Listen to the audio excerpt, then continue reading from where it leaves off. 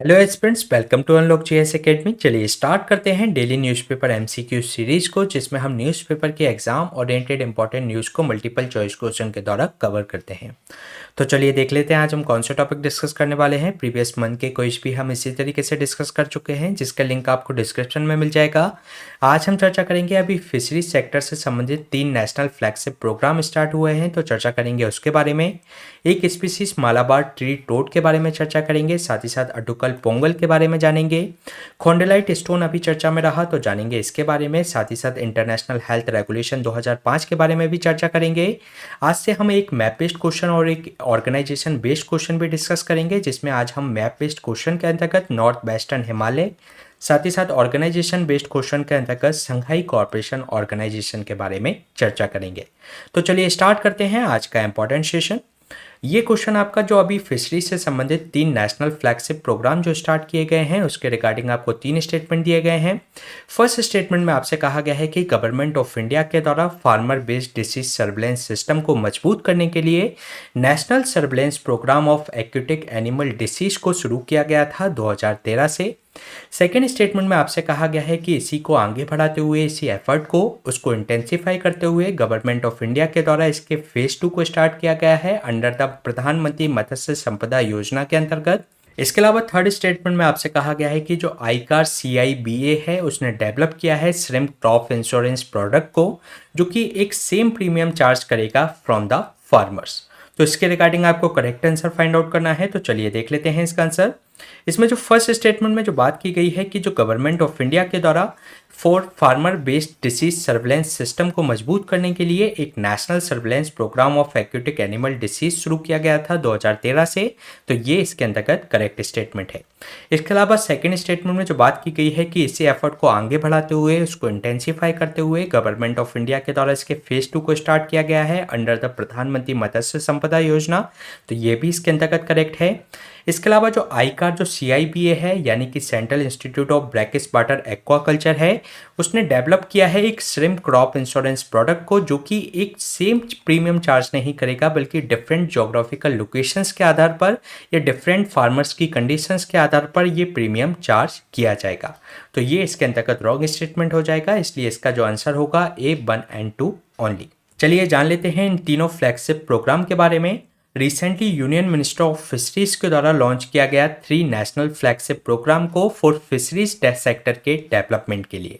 अगर हम बात करें फर्स्ट फ्लैगशिप प्रोग्राम की, तो national surveillance programme of aquatic animal जो डिसीज, उसके फेज 2 को स्टार्ट किया गया है। अगर हम बात करें जो इंडियन इकोनॉमी की, तो इसमें डिसीज के कारण जो फिशेस को जो डिसीज हो जाती हैं, उसके कारण एनुअली भारत को 7200 करोड़ का नुकसान उठाना पड़ता है, और इसके लिए ज़रूरी है कि इनकी जो डिसीज होती है उसका अर्ली डिटेक्शन किया जाए, जिससे कि इनकी डिसीज को मैनेज किया जा सके। इसके अलावा गवर्नमेंट ऑफ इंडिया के द्वारा इम्प्लीमेंट किया गया था national surveillance programme of aquatic animal disease को 2013 से इसको लागू किया जा रहा है फॉर द फार्मर बेस्ड जो डिसीज जो सर्विलेंस सिस्टम है उसको मजबूती प्रदान करने के लिए। इसके अलावा इसी एफर्ट को आगे बढ़ाते हुए इसके फेज 2 को स्टार्ट किया गया है अंडर द प्रधानमंत्री मत्स्य संपदा योजना के अंतर्गत, और जो फेज 2 है वह इसको एक तरीके से पूरे पैन इंडिया में इसको इम्प्लीमेंट किया जाएगा। इसके अलावा जो स्टेट फिशरीज जो डिपार्टमेंट्स हैं और जो मरीन प्रोडक्ट जो एक्सपोर्ट डेवलपमेंट अथॉरिटी है, यानी कि जो एमपीडा है, वह इसके अंतर्गत इंपॉर्टेंट रोल प्ले करेगी। इसके अलावा अगर हम बात करें सेकंड फ्लैगशिप प्रोग्राम की, तो जेनेटिक इंप्रूवमेंट प्रोग्राम ऑफ जो पेनियस जो इंडिकस, यानी कि जो इंडियन वाइट श्रिम्प्स होते हैं, उसके फेज 1 को स्टार्ट किया गया है सेकंड नेशनल जो फ्लैगशिप प्रोग्राम के अंतर्गत। इसके अंतर्गत जो श्रिम्प्स हैं, ये अकेला ही कंट्रीब्यूट करता है 70% ऑफ इंडिया के सी फूड एक्सपोर्ट को, जिसकी लगभग कॉस्ट आती है 42,000 करोड़ की। लेकिन इसमें समस्या यह है कि ये जो टोटली जो 70% जो एक्सपोर्ट है, वह एक तरीके के ही श्रिम्प पर ये डिपेंड करता है, जिसका नाम है पैसिफिक बाइट श्रिम्प्स, जो कि पेनियस बेनामी के नाम से जाना जाता है, इसका साइंटिफिक नेम है, जो कि एक ही पर एक तरीके से पूरा एक्सपोर्ट इस पर निर्भर होने के कारण ये क्वाइट रिस्की है, जिसके कारण से इस सिंगल स्पीसीज की डिपेंडेंस को कम करने के लिए जो भारत सरकार के द्वारा प्रमोट किया जा रहा है एक इंडिजिनियस स्पीसीज को, गवर्नमेंट ने इसके लिए इनिशिएटिव लिए हैं कि वह एक जेनेटिक इंप्रूवमेंट कर रही है, इस प्रोग्राम चला रही है फॉर इंडियन वाइट श्रिम्प को, जिसको P. इंडिकेस कहा जाता है, और इसको एक नेशनल प्रायोरिटी पर रखा गया है। इसके अलावा ये जो प्रोग्राम है आत्मनिर्भर भारत योजना के अंतर्गत इसको चलाया जा रहा है और जो श्रिम्प का स्टॉक है उसको डाइवर्सिफाई करने की इसके अंतर्गत कोशिश की जा रही है।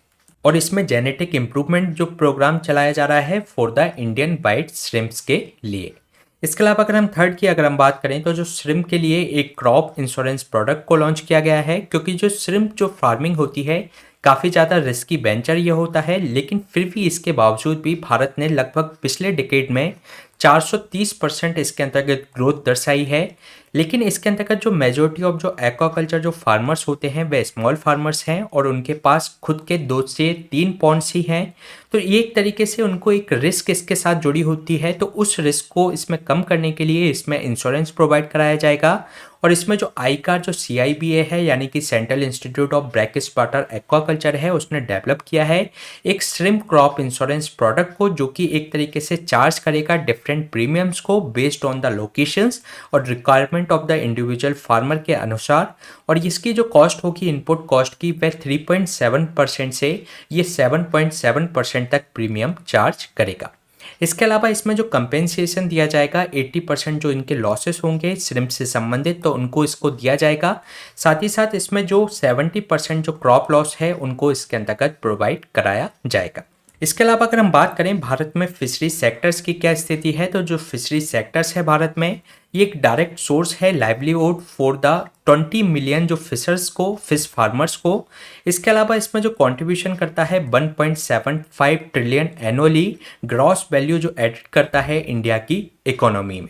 इसके अलावा ये third largest fish producing country है इंडिया और जो फिश प्रोडक्शन है लगभग 14.73 मिलियन मीट्रिक टन के आसपास होता है। इसके अलावा ये एक लार्जेस्ट एक्सपोर्टर है फार्म श्रिम्प्स होते हैं लगभग 7 लाख टन हम इसको एक्सपोर्ट करते हैं। इसके अलावा जो फिशरीज है कंट्री का एक सिंगल लार्जेस्ट एग्रीकल्चर एक्सपोर्ट है जिसने लास्ट 5 ईयर में लगभग 6 to 10% ग्रोथ दर्शाई है। साथ ही साथ इस ग्रोथ रेट के बावजूद जो फार्म सेक्टर है इस पीरियड के अंतर्गत जो 2.5% ही उसके अंतर्गत ग्रोथ दर्शाई गई, जबकि फिशरी सेक्टर्स में ये 6 to 10% देखी गई। इसके अलावा मरीन जो फिशर्स जो पॉपुलेशन है 3.5 मिलियन है। 10.5 मिलियन जो पीपल हैं इसके साथ में जो जुड़े हुए हैं इनलैंड फिशरीज और जो फिश फार्मिंग से। साथ ही साथ अगर हम बात करें प्रधानमंत्री मत्स्य संपदा योजना की, तो प्रधानमंत्री मत्स्य संपदा योजना एक फ्लैगशिप स्कीम है और जो कि फोकस करती है कि सस्टेनेबल डेवलपमेंट हो फिशरी सेक्टर्स का इन द कंट्री, और ये पार्ट है आत्मनिर्भर भारत अभियान का। इसके अंतर्गत उद्देश्य यह है कि एक क्लस्टर और एरिया बेस्ड अप्रोच को अपनाया जाए, साथ ही साथ क्रिएट किया जाए एक फिशरीज क्लस्टर्स को through the backward and forward linkages के थ्रू। साथ ही साथ ये फोकस करता है specially on the employment generations activities पर। साथ ही साथ जो सीवीड हैं या ऑर्नामेंटल जो फिश का जो कल्टीवेशन होता है उनके ऊपर ये एक तरीके से एम्प्लॉयमेंट जनरेशन कैसे हो सकता है इसके ऊपर जोर देता है। इसके अलावा जो क्रिटिकल गैप है फिश प्रोडक्शंस और उसकी प्रोडक्टिविटी के बीच में और उसकी जो क्वालिटी टेक्नोलॉजी और पोस्ट हार्वेस्ट इंफ्रास्ट्रक्चर के बीच में, तो उस गैप को ये फुलफिल करने का प्रयास करता है। इसके अलावा ये कंसोलिडेट करता है इसके जो अचीवमेंट है हमारे जो ब्लू रेवोल्यूशन जो देश में चलाई गई थी उसके जो अचीवमेंट हैं उसको कंसोलिडेट करने का प्रयास करता है। साथ ही साथ इसमें न्यू इंटरवेंशंस करता है जैसे कि फिशेस बेसल इंश्योरेंस, साथ ही साथ सपोर्ट करता है new upgradation of fishing vessels को, बोट्स को, साथ ही साथ इंटीग्रेट करता है aqua parks, e trading and marketings को। इसके अलावा अगर हम बात करें इसके टारगेट्स की, तो ये जो फिश प्रोडक्शंस हैं उसको बढ़ाने के लिए एडिशनल 7 लाख टन इसके अंतर्गत इंक्रीज किया जाना है और इंक्रीज किया जाना है फिशरीज एक्सपोर्ट अर्निंग को 1 लाख करोड़ तक 2024-25 तक। इसके अलावा इससे संबंधित जो फार्मर्स हैं उनकी इनकम को डबल किया जाना है और रिड्यूस करना है पोस्ट हार्वेस्ट जो लॉसेस होते हैं लगभग 20 to 25% तक हो जाते हैं, जिसको कम करके 10% तक लाना है। साथ ही साथ जनरेट करना है additional 55 lakh direct and indirect जो गेनफुल एम्प्लॉयमेंट जो अपॉर्चुनिटी है इस सेक्टर से संबंधित, तो उसको इसके अंतर्गत बढ़ाना है। इसके अलावा अगर हम इसके बजट एंड टाइम पीरियड की बात करें तो एस्टिमेटेड इसमें जो इन्वेस्टमेंट किया गया है लगभग 20,050 करोड़ का किया गया है for the period of 5 year, और जो फाइनेंशियल ईयर है 2020-21 से 2024-25 तक ये फंड प्रोवाइड कराया गया है। इसके अलावा ये जो इन्वेस्टमेंट है हाईएस्ट है इन द फिशरीज सेक्टर्स अभी तक का, इससे पहले इतना बड़ा इन्वेस्टमेंट इसके अंतर्गत नहीं किया गया। इसके अलावा अगर हम बात करें इसके इम्प्लीमेंटेशन की, तो इसको इम्प्लीमेंट किया जा रहा है एक अम्ब्रेला स्कीम के रूप में, टू सेपरेट कंपोनेंट के रूप में, जिसमें सेंट्रल सेक्टर जो स्कीम है उसके रूप में जो प्रोजेक्ट कॉस्ट है वह सेंट्रल गवर्नमेंट के द्वारा बॉर्न की जाती है। इसके अलावा जो सेंट्रल स्पॉन्सर्ड स्कीम के रूप में और इसके अंतर्गत जो भी सब कंपोनेंट्स हैं या जो एक्टिविटीज़ हैं उसको इम्प्लीमेंट किया जाता है स्टेट या यूटीज़ के द्वारा। और जो इसमें जो कॉस्ट जो शेयर की जाती है, क्योंकि ये सेंट्रली स्पॉन्सर्ड स्कीम के रूप में इसको किया जा रहा है, तो इसमें जो सेंटर और स्टेट के बीच में कॉस्ट को शेयर किया जाता है। तो इसका जो इम्प्लीमेंटेशन है सेंट्रल सेक्टर स्कीम और सेंट्रली स्पॉन्सर्ड स्कीम दोनों के रूप में इसको किया जा रहा है। तो ये क्वेश्चन हमने डिस्कस किया फिशरीज सेक्टर से संबंधित। चलिए चलते हैं नेक्स्ट क्वेश्चन पे। नेक्स्ट क्वेश्चन है आपका मालाबार ट्री टोड से संबंधित, जिसके रिगार्डिंग आपको 3 स्टेटमेंट दिए गए हैं। फर्स्ट स्टेटमेंट में आपसे कहा गया है कि जो मालाबार जो ट्री टोड है एक स्मॉल स्पीसीज है जो कि फाउंड किया जाता है वेस्टर्न घाट में, और जो कि एक बैड ट्री की जो हॉलो सरफेस होती है या जो लीफ जो होती है उसके बेसिस पर जो वाटर जम जाता है तो उसके अंतर्गत ये पाए जाते हैं। सेकेंड स्टेटमेंट में आपसे कहा गया है कि ये जो टोड जो स्पीसीज है फाउंड की जाती है mainly during the winter season में, और ये इसके बाद डिसअपियर हो जाती है। थर्ड स्टेटमेंट में आपसे कहा गया है कि ये बिलीव किया जाता है कि ये ओनली टोड है जो कि हाई जो कैनोपीज होती हैं ट्रीज की उस पर ये पाया जाता है। तो इसके रिगार्डिंग आपको करेक्ट आंसर फाइंड आउट करना है, तो चलिए देख लेते हैं इसका आंसर। इसमें जो फर्स्ट स्टेटमेंट में जो बात की गई है कि जो मालाबार जो ट्री टोड है एक स्मॉल स्पीसीज है जो कि वेस्टर्न घाट पे ये पाया जाता है, और जो बैड ट्री के जो हॉलो सरफेस होती है या जो लीफ बेसिस होते हैं जो जिस पर वाटर जमा हो जाता है उस पर ये पाए जाते हैं, तो ये इसके अंतर्गत करेक्ट स्टेटमेंट है।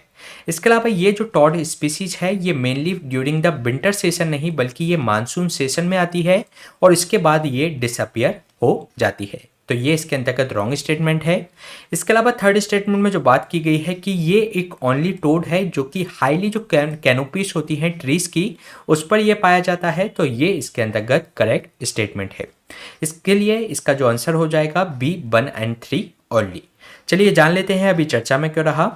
जो मालाबार जो ट्री टोड है जो कि मोलेम नेशनल पार्क में जो पाया जाता है ये थ्रेटन हो पाया जा रहा है, जो कि जो जूलॉजिकल सर्वे ऑफ इंडिया के द्वारा एक चेकलिस्ट ऑफ जो इंडियन एम्फीबियन 2023 एक रिपोर्ट निकाली गई। इसके अंतर्गत जो 3 इंफ्रास्ट्रक्चर प्रोजेक्ट जो जहां पर चल रहे हैं मोलेम नेशनल पार्क के अंतर्गत उसके कारण से ये खतरे में है।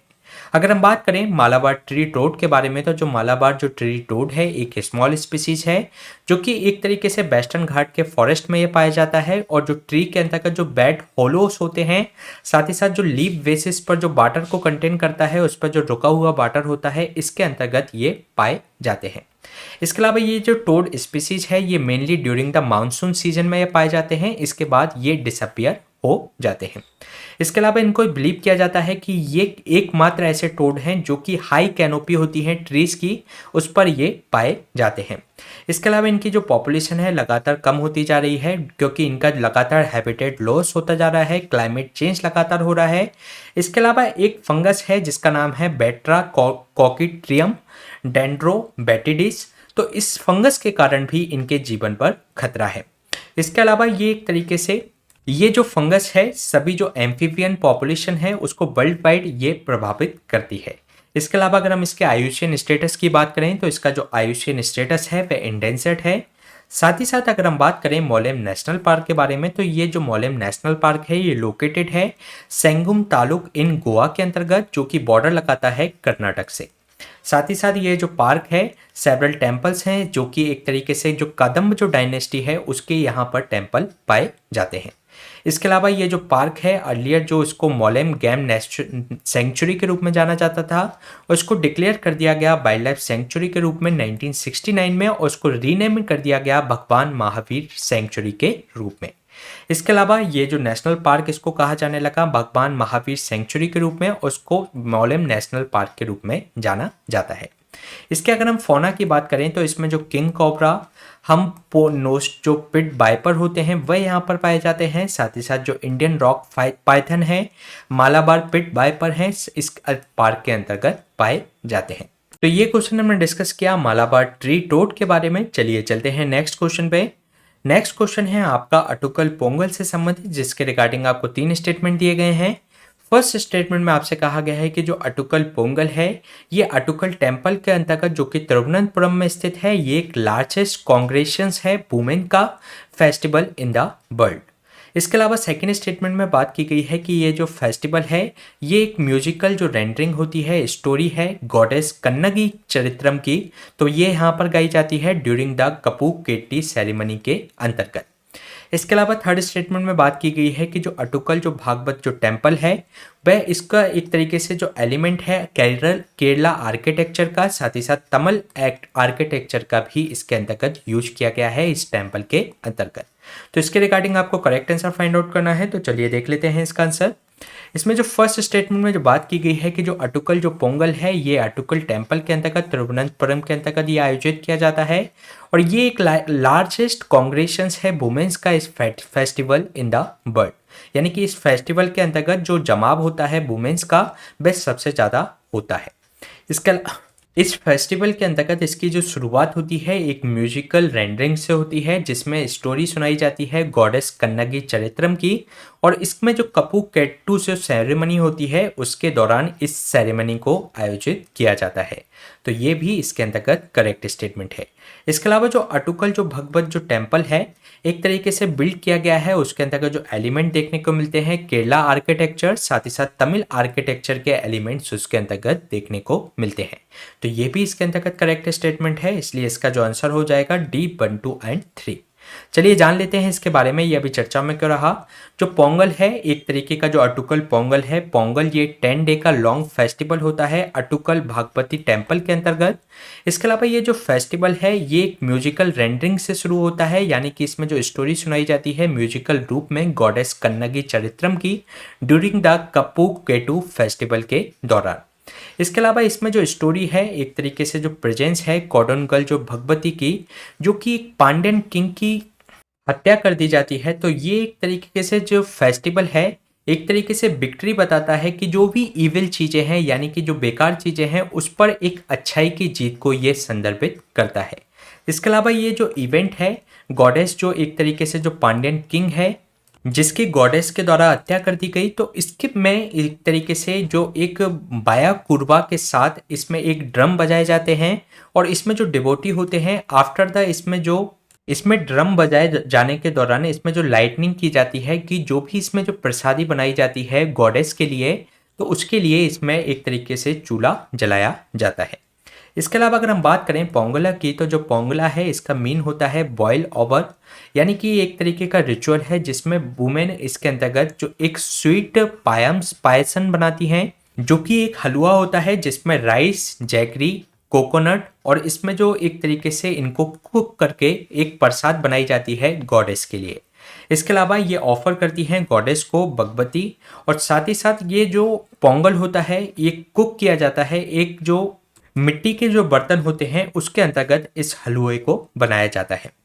इसके अलावा अगर हम बात करें जो अटुकल भगवती टेम्पल की, तो ये जो टेम्पल है डेडिकेटेड है गॉडेस भगवती को, और ये एक तरीके से साबरीमाला ऑफ वुमेन भी माना जाता है। और ये जो टेम्पल है कई सारी जो सेट ऑफ वुमेन्स डिवोटीज हैं उनको ये आकर्षित करता है एनुअल जो अटुकल जो पोंगल जो फेस्टिवल होता है उसके दौरान।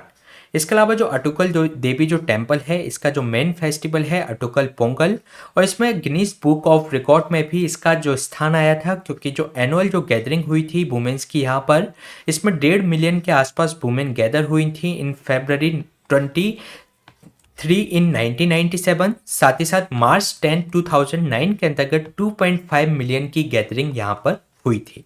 इसके अलावा ये जो टेम्पल है इसमें एलिमेंट देखने को मिलते हैं केरला आर्किटेक्चर, साथ ही साथ तमिल आर्किटेक्चर के भी, और इसमें जो मेन बिल्डिंग के साथ साथ गॉडेस काली, गॉडेस पार्वती, साथ ही साथ लॉर्ड शिवा, गॉडेस श्री राजेश्वरी का टेम्पल भी यहाँ पर देखने को मिलता है। तो ये क्वेश्चन हमने डिस्कस किया अटुकल पोंगल के बारे में। चलिए चलते हैं नेक्स्ट क्वेश्चन पे। नेक्स्ट क्वेश्चन है आपका कॉन्डेलाइट स्टोन से संबंधित, जिसके रिगार्डिंग आपको 3 स्टेटमेंट दिए गए हैं। फर्स्ट स्टेटमेंट में आपसे कहा गया है कि जो कॉन्डेलाइट स्टोन है एक इग्निशियस रॉक होती है इन इंडिया, और इसके अंतर्गत इसको बैजबादा नीस, साथ ही साथ कैलाश नीस के नाम से भी इसको जाना जाता है। इसके अलावा सेकेंड स्टेटमेंट में आपसे कहा गया है कि इसका जो कौन ट्राइब जो कि उड़ीसा एंड आंध्र प्रदेश में पाई जाती है उसके आधार पर इस स्टोन का नाम पड़ा है। थर्ड स्टेटमेंट में आपसे कहा गया है कि ऑल द हेरिटेज जो प्रोजेक्ट हैं पुरी के अंतर्गत, इसके अंतर्गत डेवलप किए गए हैं खोंडलाइट स्टोन के द्वारा, और ये जो मेंटेन किया जाता है कलिंग आर्किटेक्चर स्टाइल को। तो इसके रिगार्डिंग आपको करेक्ट आंसर फाइंड आउट करना है, तो चलिए देख लेते हैं इसका आंसर। इसमें जो फर्स्ट स्टेटमेंट में जो बात की गई है कि जो खोंडेलाइट है एक तरीके की इग्नियस रॉक नहीं बल्कि मेटामॉर्फिक रॉक्स है, तो ये इग्नियस रॉक नहीं है बल्कि ये मेटामॉर्फिक रॉक्स है, और इसको बैजपाडा नीस और कैलाश नीस के नाम से भी जाना जाता है। तो ये इसके अंतर्गत रॉन्ग स्टेटमेंट हो जाएगा। इसके अलावा इसका जो नाम पड़ा है, जो उड़ीसा एंड आंध्र प्रदेश के अंतर्गत खोंड ट्राइब पाई जाती है उनके आधार पर इसका नाम पड़ा है। इसके अलावा थर्ड स्टेटमेंट में जो बात की गई है कि ऑल द प्रोजेक्ट हेरिटेज जो प्रोजेक्ट हैं पुरी के डेवलप किए गए हैं खोंडलाइट स्टोन से, और इसमें जो कलिंग आर्किटेक्चर जो स्टाइल का उपयोग किया गया है तो उसी के द्वारा इसको बनाया गया है। तो ये भी इसके अंतर्गत करेक्ट स्टेटमेंट है, इसलिए इसका जो आंसर हो जाएगा बी 2 एंड 3 ओनली। चलिए जान लेते हैं अभी चर्चा में क्या रहा। जो आर्कियोलॉजिकल सर्वे ऑफ इंडिया है उसने फाउंड किया है एक 1300 ओल्ड स्तूपा को इन द मिडिल ऑफ जो माइनिंग साइट थी उड़ीसा की जसपुर डिस्ट्रिक्ट के अंतर्गत, तो उसके अंतर्गत इसको पाया गया, जिसमें खोंडेलाइट स्टोन के द्वारा इसको बनाया गया है। और ये एक जो प्रोजेक्ट है around the Jagannath temple in Puri में ये स्थित है। इसके अलावा अगर हम बात करें इसके बारे में, तो जो स्तूप में जो मिला है वह 4.5 मीटर का टॉल है। साथ ही साथ इसमें जो इनिशियल इसको असेसमेंट किया गया है तो ये लगभग 7 to 8 सेंचुरी का पाया गया है। इसके अलावा ये जो न्यूली डिस्कवर्ड जो स्तूप है ये पॉसिबली एक तरीके से अर्लियर पीरियड का है, और जो आर्कियोलॉजिकल सर्वे ऑफ इंडिया के द्वारा इसमें अटेम्प्ट किया गया है कि इसको फुल्ली रिट्रीव किया जाए, इस स्ट्रक्चर को, इसकी आर्कियोलॉजिकल हेरिटेज को, साथ ही साथ इसको रिस्टोर किया जाए इसकी ओरिजिनल फॉर्म में, और उसको एक प्रोटेक्शन किया जाए इस साइट को। अगर हम बात करें खोंडेलाइट स्टोन के बारे में, तो जो खोंडेलाइट एक फॉइलेटेड एक मेटामॉर्फिक रॉक होती है इन इंडिया, और इसके अंतर्गत इसको बैजपाडा नीस और कैलाश नीस के नाम से भी इसको इंडिया में जाना जाता है। इसके अलावा ये जो खोंड ट्राइब जो पाई जाती है उड़ीसा एंड आंध्र प्रदेश के अंतर्गत, तो उसके आधार पर इसका नाम पड़ा है, क्योंकि ये एक तरीके का बेल फॉर्म जो एग्जाम्पल मिलता है इस रॉक का, जिसके अंतर्गत ये जो हिल के अंतर्गत ये पाए जाते हैं। इंडिया की जो ईस्टर्न साइड है तो वहाँ पर ये पाए जाते हैं, वहीं पर ये खोंड ट्राइब भी पाई जाती है।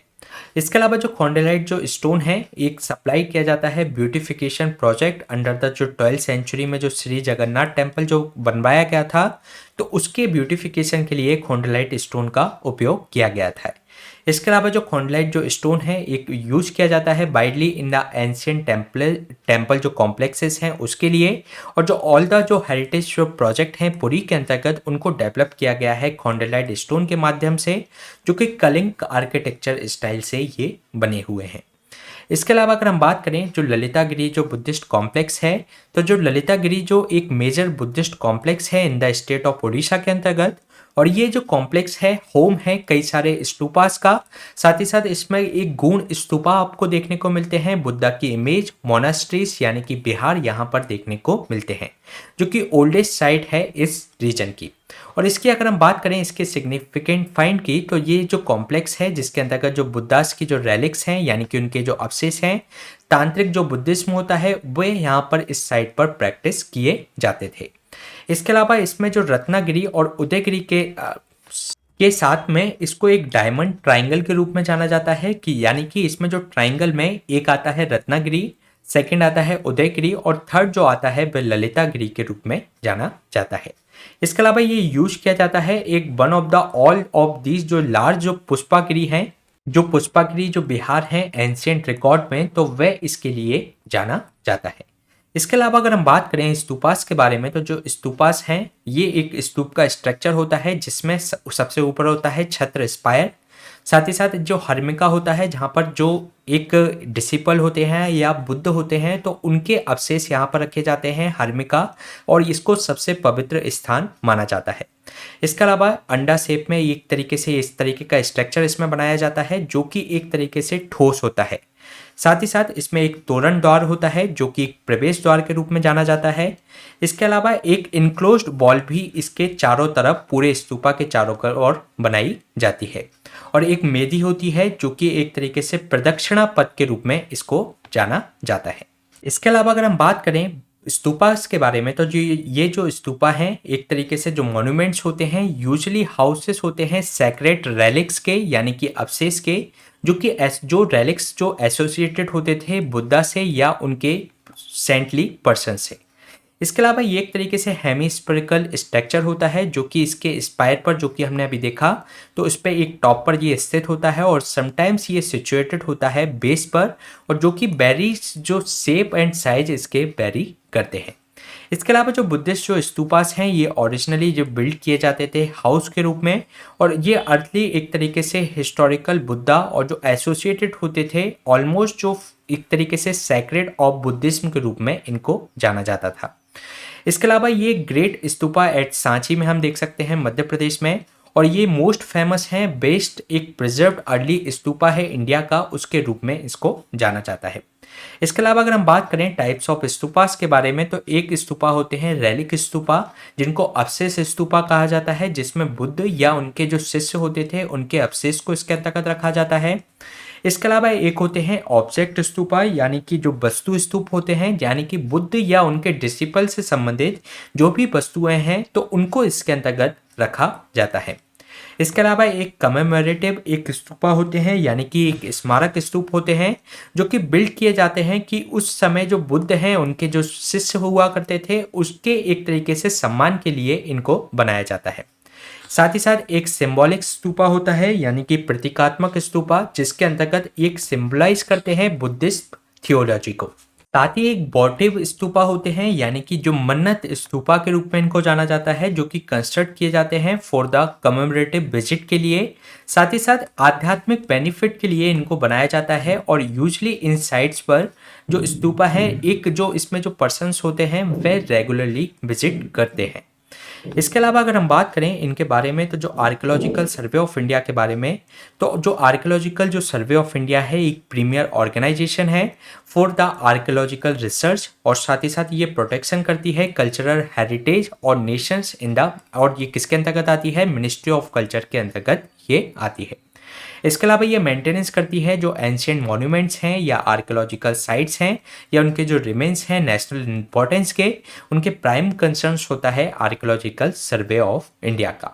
इसके अलावा ये रेगुलेट करती है ऑल जो आर्कियोलॉजिकल जो एक्टिविटीज होती है in the country as per the जो प्रोविजन है ancient monuments and archaeological sites and remains act 1958 का। साथ ही साथ ये रेगुलेट करती है एंटिक्विटीज एंड आर्ट जो ट्रेजर्स जो एक्ट होते हैं 1972 का, तो उसके अंतर्गत ये काम करती है। तो ये क्वेश्चन हमने डिस्कस किया खोंडालाइट स्टोन के बारे में। चलिए चलते हैं नेक्स्ट क्वेश्चन पे। नेक्स्ट क्वेश्चन है आपका इंटरनेशनल हेल्थ रेगुलेशन 2005 से संबंधित, जिसके रिगार्डिंग आपको दो स्टेटमेंट दिए गए हैं। फर्स्ट स्टेटमेंट में आपसे कहा गया है कि इंटरनेशनल हेल्थ रेगुलेशन 2005 है वह रिप्रेजेंट करता है एक बाइंडिंग इंटरनेशनल लीगल एग्रीमेंट को, जो कि इन्वॉल्व करता है 196 कंट्री अक्रॉस द ग्लोब, और इसके अंतर्गत मेंबर स्टेट हैं जो कि WHO में भी इसके अंतर्गत शामिल हैं। इसके अलावा सेकंड स्टेटमेंट में बात की गई है कि इसका जो उद्देश्य है कि हेल्प करना कि इंटरनेशनली कम्युनिटी का कि जो प्रिवेंट कर सकें और रिस्पॉन्ड कर सकें एक्यूट जो पब्लिक हेल्थ रिस्क आती हैं। साथ ही साथ ये एक पोटेंशियल है कि क्रॉस बॉर्डर जो थ्रेटन करते हैं जो पीपल को वर्ल्ड वाइड, उनके लिए एक तरीके से ये सहायता करती है। तो इसके रिगार्डिंग आपको करेक्ट आंसर फाइंड आउट करना है, तो चलिए देख लेते हैं इसका आंसर। इसमें जो फर्स्ट स्टेटमेंट में जो बात की गई है कि जो इंटरनेशनल हेल्थ रेगुलेशन है 2005 का, ये रिप्रेजेंट करता है एक बाइंडिंग इंटरनेशनल लीगल एग्रीमेंट को, जिसमें जो WHO के अंतर्गत शामिल जो 196 कंट्री हैं इसके अंतर्गत भी शामिल हैं। तो ये इसके अंतर्गत करेक्ट स्टेटमेंट है। इसके अलावा इसका जो उद्देश्य है कि ऐसी कोई कम्युनिटी को प्रिवेंट करना जिसमें जो रिस्पॉन्ड करना जो भी पब्लिक हेल्थ रिस्क हैं जो कि पोटेंशियल जिनका होता है कि क्रॉस बॉर्डर वे फैल सकते हैं, खतरा उत्पन्न कर सकते हैं वर्ल्ड वाइड, तो उसके लिए उसमें बेहतर तरीके से रिस्पॉन्ड करने के लिए और कम्युनिटी के में इसको प्रिवेंट करने के लिए ये इसका उसके संदर्भ में ये हेल्प करता है। तो ये इसके अंतर्गत करेक्ट स्टेटमेंट है, इसलिए इसका जो आंसर हो जाएगा सी बोथ 1 एंड 2। चलिए जान लेते हैं इसके बारे में, ये अभी चर्चा में क्यों रहा। जो फर्स्ट राउंड ऑफ डिस्कशन जो कि इसमें जो वर्ल्ड हेल्थ ऑर्गेनाइजेशन के इंटरनेशनल हेल्थ रेगुलेशन है 2005, तो उसके रिगार्डिंग इसमें जो राउंड बैठक चल रही थी तो उसको कंक्लूड कर लिया गया है।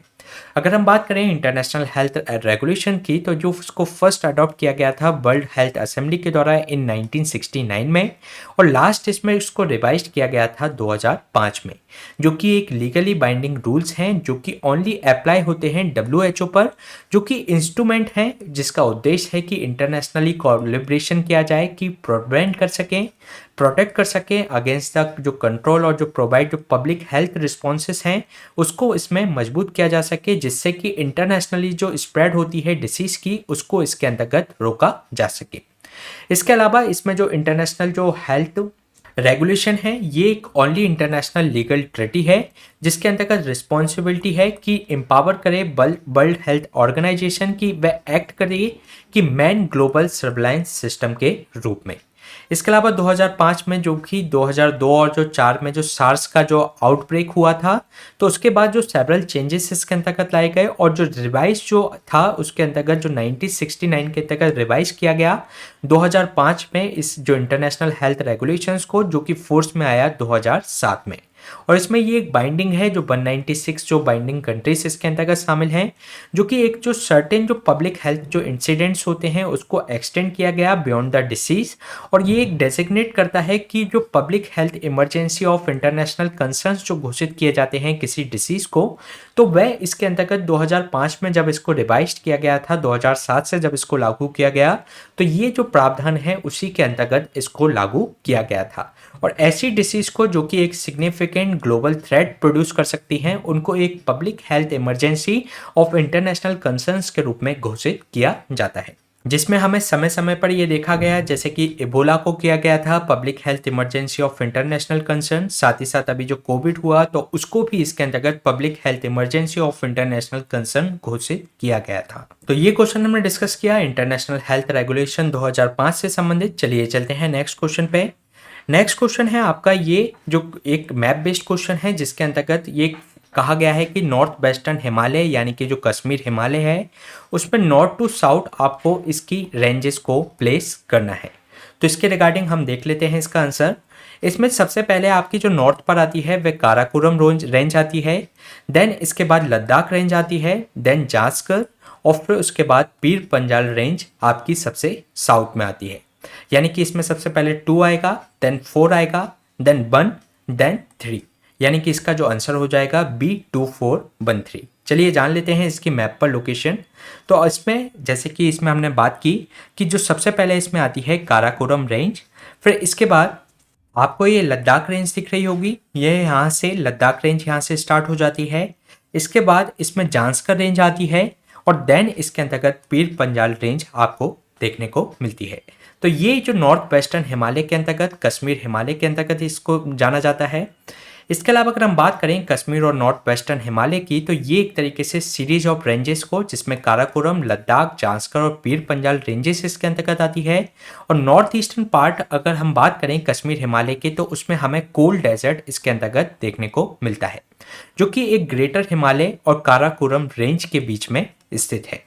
इसके अलावा अगर हम बात करें ग्रेट हिमालय की, तो इसके अंतर्गत पीर पंजाल रेंज ये एक वर्ल्ड फेमस वैली है कश्मीर की जिसके अंतर्गत डल लेक भी स्थित है। इसके अलावा जो इंपॉर्टेंट ग्लेशियर्स यहाँ पे हमको देखने को मिलते हैं उसमें बाल्त्रो ग्लेशियर्स, साथ ही साथ सियाचिन ग्लेशियर्स भी हमको यहीं पर देखने को मिलता है। इसके अलावा जो कश्मीर हिमालय है ये अपने करेवा फॉर्मेशन के लिए जाना जाता है, जो कि कल्टीवेशन ऑफ जाफरान जो केसर होता है उसकी खेती के लिए इसको जाना जाता है, क्योंकि यहाँ पर करेवा मिट्टी पाई जाती है जो कि जाफरान की जो एक सैफरन की खेती के लिए काफ़ी ज़्यादा इम्पोर्टेंट होती है। इसके अलावा अगर हम बात करें इसके पासिस के बारे में, तो जो फोटोला है वह आपकी जांस्कर रेंज पर देखने को मिलेगा, फोटोला दर्रा। इसके अलावा एक खारदुंगला पास है वह लद्दाख रेंज पे देखने को मिलेगा। साथ ही साथ जो पीर पंजाल है उस पर आपको एक जवाहर टनल देखने को मिलेगी जो कि बनिहाल पास के अंतर्गत आती है। इसके अलावा जो जोजिला पास है ये आपका ग्रेट हिमालय का ये पार्ट है। तो इस तरीके से ये हमने देखा काराकोरम रेंज है, इसके बाद लद्दाख रेंज है, जास्कर रेंज है, देन आपकी पीर पंजाल रेंज है। और पीर पंजाल के अंतर्गत आपको जवाहर टनल देखने को मिलेगी। इसके अलावा जांस्कर रेंज के अंतर्गत आपको फोटोला दर्रा देखने को मिलेगा। साथ ही साथ जो खारदुंगला जो दर्रा है वह आपको लद्दाख रेंज के अंतर्गत देखने को मिलेगा। तो ये क्वेश्चन हमने डिस्कस किया कश्मीर हिमालय से संबंधित। चलिए चलते हैं नेक्स्ट क्वेश्चन पे। नेक्स्ट क्वेश्चन आपका एक ऑर्गेनाइजेशन बेस्ड क्वेश्चन है, जिसमें आज हम बात करेंगे संघाई कॉर्पोरेशन ऑर्गेनाइजेशन के बारे में, जिसके रिगार्डिंग आपको 3 स्टेटमेंट दिए गए हैं। फर्स्ट स्टेटमेंट में आपसे कहा गया है कि एससीओ एक permanent inter governmental international organisation है जिसको क्रिएट किया गया था 2001 में। सेकेंड स्टेटमेंट में आपसे कहा गया है कि जो एससीओ का चार्टर है वह साइन हुआ था 2002 में और फोर्स में आया 2003 में। थर्ड स्टेटमेंट में आपसे कहा गया है कि इंडिया होस्ट करेगा एससीओ समिट को 2023 में। तो इसके रिगार्डिंग आपको करेक्ट आंसर फाइंड आउट करना है, तो चलिए देख लेते हैं इसका आंसर। इसमें जो फर्स्ट स्टेटमेंट में जो बात की गई है कि एससीओ एक permanent inter governmental international organisation है जो कि क्रिएट की गई थी 2001 में, तो ये इसके अंतर्गत करेक्ट स्टेटमेंट है। इसके अलावा जो एससीओ का जो चार्टर है साइन हुआ था 2002 में और जो फोर्स में आया 2003 में, तो ये भी इसके अंतर्गत करेक्ट स्टेटमेंट है। इसके अलावा 2023 में इंडिया इसकी जो समिट है एससीओ की उसको होस्ट करने वाला है, तो ये भी इसके अंतर्गत करेक्ट स्टेटमेंट है। इसलिए इसका जो आंसर हो जाएगा डी 1, 2 एंड 3। चलिए जान लेते हैं इसके बारे में और डिटेल में। जो एससीओ है एक permanent inter governmental international organisation है और ये एक जो यूरेशियन जो पॉलिटिक्स है, इकोनॉमिक और जो मिलिट्री ऑर्गेनाइजेशन के रूप में इसको जाना जाता है, जिसका उद्देश्य है कि इस एरिया में पीस, सिक्योरिटी एंड स्टेबिलिटी को सुनिश्चित करना। ये क्रिएट की गई थी 2001 में और जो एससीओ चार्टर जो साइन हुआ 2002 में और जो कि फोर्स में आया था 2003 में। ये एक स्टैट्यूटरी डॉक्यूमेंट्स है जो कि एक तरीके से आउटलाइन करता है ऑर्गेनाइजेशन के गोल क्या हैं, क्या उसके प्रिंसिपल्स हैं, साथ ही साथ उसके स्ट्रक्चर और उसकी कोर एक्टिविटीज़ को भी इसके अंतर्गत डिफाइन किया जाता है। इसके अलावा अगर हम इसके ऑफिशियल लैंग्वेज की बात करें तो इसकी जो ऑफिशियल लैंग्वेज है वह रशियन एंड चाइनीज इसकी ऑफिशियल लैंग्वेज है। साथ ही साथ अगर हम बात करें इसके रिसेंट डेवलपमेंट के बारे में, तो जो एससीओ जो समिट अभी हुई थी 2022 में सितंबर में, तो ये उज्बेकिस्तान के समरकंद में ये आयोजित की गई थी, जिसके अंतर्गत वाराणसी को एक सिलेक्ट किया गया एससीओ की regional first tourism and cultural capital के रूप में फॉर द 2022-23 के लिए। इसके अलावा जो इंडिया होस्ट करने वाला है एससीओ की समिट को 2023 में। साथ ही साथ अगर हम बात करें ये तरीके से जो किस तरीके से ये एससीओ अस्तित्व में आया, तो प्रायर टू द एससीओ यानी कि एससीओ से पहले 2001 में Kazakhstan, China, Kyrgyzstan, Russia, Tajikistan इसके मेंबर थे जो कि मेंबर माने जाते थे संघाई 5 के। इसके अलावा जो संघाई 5 में जब 1996 में ये इमर्ज होकर सामने आया जो कि एक सीरीज ऑफ बॉर्डर डिमार्केशंस और डीमिलिटराइजेशन टॉक के लिए इसको शुरू किया गया था। इसके अलावा फॉलोइंग द अगर हम बात करें तो उज्बेकिस्तान इसमें शामिल होता है 2001 में, जिससे जो संघाई 5 था वह कन्वर्ट हो जाता है संघाई कॉर्पोरेशन ऑर्गेनाइजेशन के रूप में। इसके अलावा जो इंडिया एंड जो पाकिस्तान है इसके मेंबर बनते हैं 2017 में। साथ ही साथ अगर हम बात करें एससीओ के करेंटली मेंबर्स की, तो 8 मेंबर्स इसके अंतर्गत शामिल हैं, जिसमें China, India, Kazakhstan, Kyrgyzstan, Russia, Pakistan, Tajikistan and Uzbekistan इसके अंतर्गत शामिल हैं। साथ ही साथ 4 ऑब्जर्वर स्टेट इसके अंतर्गत शामिल हैं, जिसमें Afghanistan, Belarus, Iran and Mongolia शामिल हैं। साथ ही साथ 6 डायलॉग पार्टनर इसके साथ शामिल हैं, जिसमें Armenia, Azerbaijan, Cambodia, Nepal, Sri Lanka and Turkey इसके अंतर्गत शामिल हैं। इसके अलावा अगर हम इसके ऑब्जेक्टिव्स की बात करें तो जो एक तरीके से म्यूचुअल ट्रस्ट है नेबर के बीच में, साथ ही साथ जो मेंबर स्टेट्स के बीच में उस म्यूचुअल ट्रस्ट को ये मजबूत करता है। साथ ही साथ प्रमोट करता है effective cooperations in politics, trade, economy and research and technology and culture के अंतर्गत। साथ ही साथ ये एक तरीके से education, energy, transport, tourism, environmental protection के अंतर्गत टाइज को इनहेंस करता है। साथ ही साथ इंश्योर करता है peace, security and stability in this region और स्टैब्लिश करता है एक democratic fair, rational new international politics and economic order को। इसके अलावा अगर हम बात करें इनकी मैप पर लोकेशंस की इन कंट्री की, तो इसमें आपका रशिया, चाइना और 4 इसमें तान कंट्री हैं, जिसमें कजाकिस्तान आता है, उज्बेकिस्तान, साथ ही साथ इसमें किर्गिस्तान और तजाकिस्तान इसके अंतर्गत शामिल हैं। साथ ही इसमें पाकिस्तान और जो इंडिया है इसके जो मेंबर बने थे 2017 में ये मेंबर बने। साथ ही साथ इसमें मंगोलिया को ऑब्जर्वर स्टेटस इसके अंतर्गत दिया गया है। इसमें ईरान को भी इसमें ऑब्जर्वर स्टेटस प्राप्त है। तो इसकी जो 8 जो कंट्री हैं वह Russia, China, Kazakhstan, Uzbekistan, Kyrgyzstan and Tajikistan और इंडिया एंड पाकिस्तान इसकी फुल मेंबर कंट्री है। तो ये क्वेश्चन हमने डिस्कस किया संघाई कॉर्पोरेशन ऑर्गेनाइजेशन से संबंधित। इसी तरीके के